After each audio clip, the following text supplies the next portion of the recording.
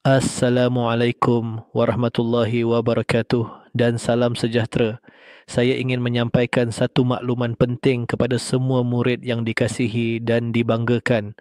Alhamdulillah, usaha kita dalam menjayakan cabaran motivasi 30 hari tanpa henti akan diteruskan dengan penuh komitmen, kesungguhan dan istiqamah. Dimaklumkan bahawa episod 21 hingga episod 25 cabaran motivasi 30 hari tanpa henti akan mula dimuat naik bermula esok seperti ketetapan berikut. Episod 21-25, tarikh mula Jumaat 9 Disember 2025, masa muat naik 4.30 petang, platform channel Pengetua AI.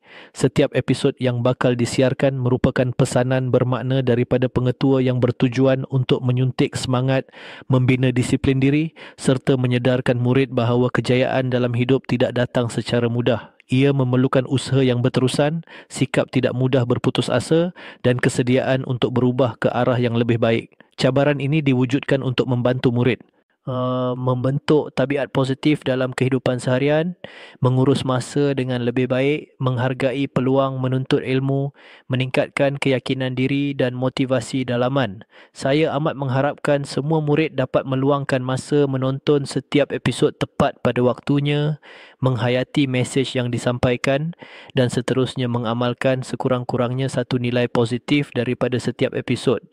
Kepada murid yang masih berasa lemah, kurang yakin atau pernah gagal sebelum ini, ingatlah bahawa kegagalan bukan penamat, sebaliknya satu proses pembelajaran menuju kejayaan. Jangan bandingkan diri kamu dengan orang lain, tetapi bandingkan diri kamu hari ini dengan diri kamu semalam. Akhir kata, saya menyeru semua murid supaya memberi sokongan berterusan kepada channel Pengetua AI dengan menekan butang like, komen dan subscribe serta berkongsi video ini kepada rakan-rakan agar lebih ramai mendapat manfaat. Teruskan melangkah walaupun perlahan asalkan tidak berhenti dan tidak.